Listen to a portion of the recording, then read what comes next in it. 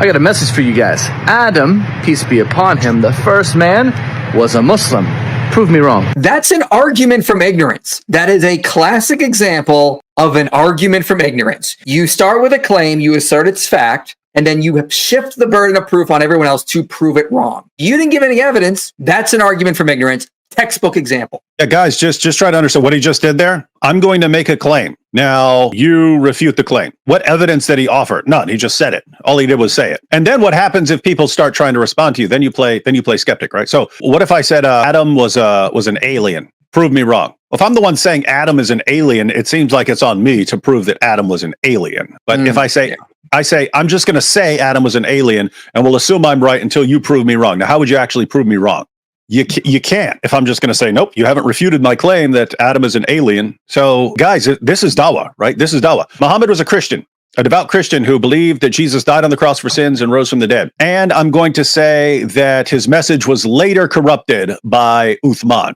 Prove me wrong. What are you going to do? You're going to quote sources from 2 centuries after the time? Is that what you're going to do? What Quran do you have from before the time of Uthman that you're going to point to? What are you going to do? What are you going to point to? What information could you possibly point to that would refute my claim? See, the problem is if I wanted to show that Muhammad was a Christian, I would be the one who has to prove it. It's not your job to disprove it. I haven't given you any evidence to disprove. So if it's just, hey, I can say anything I want and you have to disprove, if you have to disprove it, great. I can say that Muhammad was a devout Christian who proclaimed the Trinity. Later on, a guy named Uthman corrupted everything, and then he burned all the true manuscripts of the Quran, which said that Jesus is Lord, who died on the cross for sins and rose from the dead, and proclaimed God as a Trinity. They burned all these manuscripts and then issued a new Quran, which has this Unitarian stuff that you guys now prove me wrong. Prove me wrong.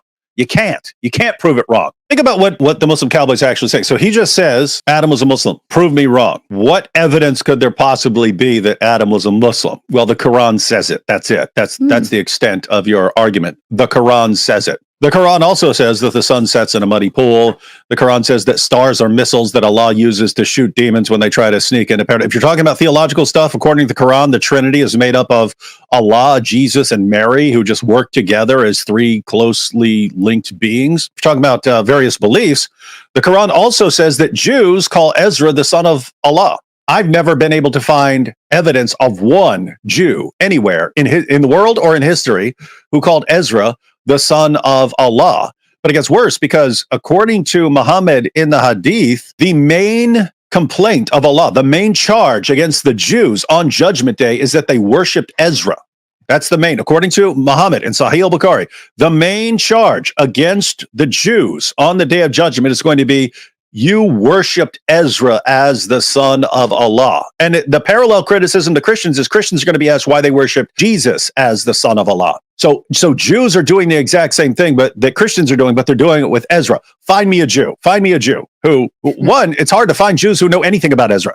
They don't focus on Ezra, let alone do they worship him as the son of God. Muslim cowboy, this is how I would go about responding to your claim. You're saying Adam was a Muslim. You're the one making the claim. So if we were to ask you what possible basis could you have for saying that Adam was a Muslim, it's going to be, well, Muhammad said it.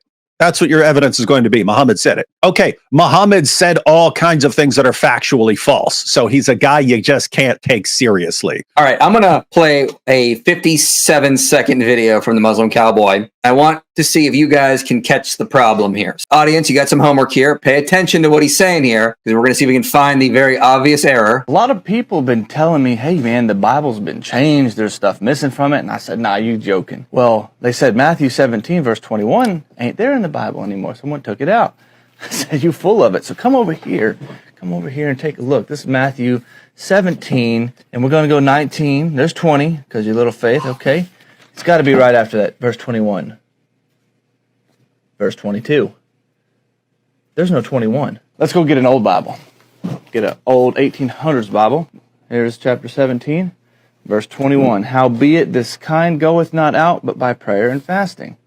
So somebody changed the Bible. He's claiming that Matthew 17:21 is what he's saying there, taken out of the Bible. He gets an old 1800s Bible, and he thinks it's the King James. The problem is what he doesn't realize is that's a parallel Bible. On one side of the screen is the King James, and on the other side is the Revised Version. Dates to the 1880s.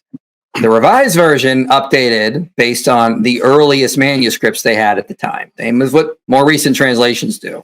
He thinks he's going in there. And if you notice right here, he doesn't read the other side of the page. You can see verse 21 is also missing on the right side of the screen there. So he's trying to say verse 21 was in this in the 1800s, and then it was removed in modern Bibles. He doesn't realize in the very Bible he has up, it's also missing in the Revised Version. And so he thinks this is somehow evidence that we are removing verses from our Bible, when in actuality, the Revised Versions came out because it was using the most earliest manuscripts. It was going back to what we got from the earliest church possible, saying, hey, this looks like it was a marginal note added in at a later point, so let's remove it since it wasn't in the earliest manuscripts. Right then and there, it shows you he's not even able to read the very thing on the page in front of him to get a better understanding of what's going on.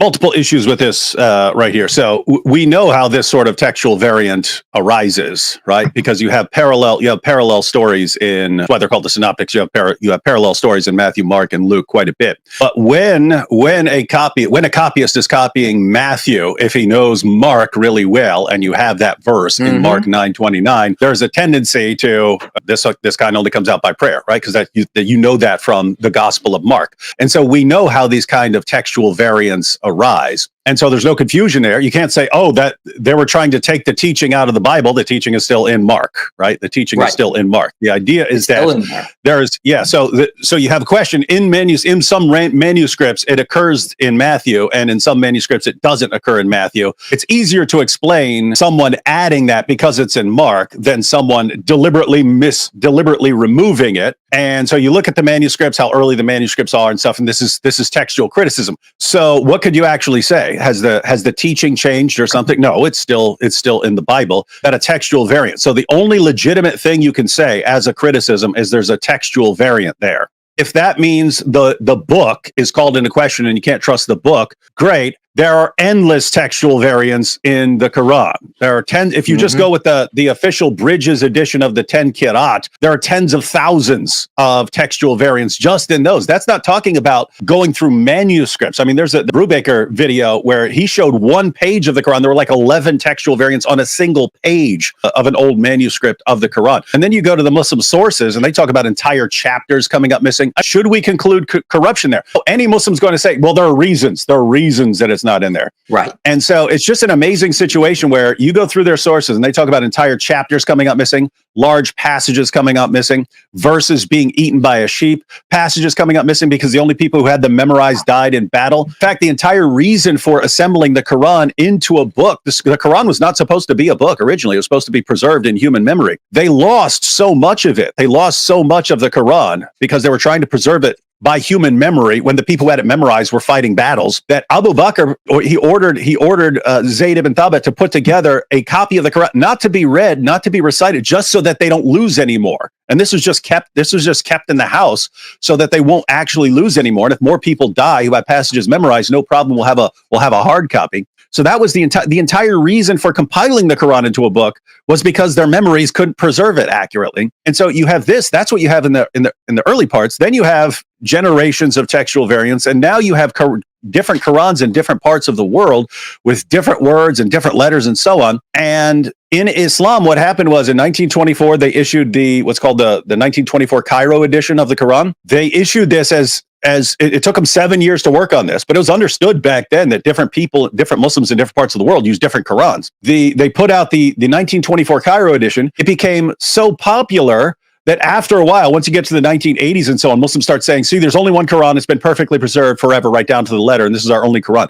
It was complete nonsense to anyone who knew the history of the Quran, but they used this. Now the Dawah guys have stopped using the perfect preservation argument because it's been exposed. They've been exposed as liars. And so they're dropping it, but the Muslim cowboy sort of, he seems to have the same idea in his head, that if you have a textual variant or if something comes up missing or something like that, you see that's evidence of the corruption of the Bible and you can't trust the Bible. It doesn't seem like he's even even caught on to this, to what's going on with the Quran. Because here's the thing. Can you legitimately say, if you're criticizing, if you're questioning the reliability of the Bible, you could say there are textual variants. You can't say there are textual variants that corrupt major Christian doctrine or something like that. You can't do that. So there are textual variants. Most of them are things like spelling errors and spelling differences and so on, because you can spell words in different ways and so on. And so different copyists over time spelled things in different ways. And so nothing affects Christianity. You never have a textual variant where Jesus doesn't die on the cross or doesn't rise from the dead or he's not Lord. You don't have anything like, you don't have something that can affect Christian doctrine. But what you can legitimately say, you can say there are lots of textual variants, and that just happens when you're copying a book by hand. And then you can say that when they're putting together the canon of Scripture, there were some disputes over some of the smaller books like 2nd and 3rd John, because those hadn't circulated as widely as like the Gospel of John and the Gospel of Matthew and so on. So these are the things you can legitimately say.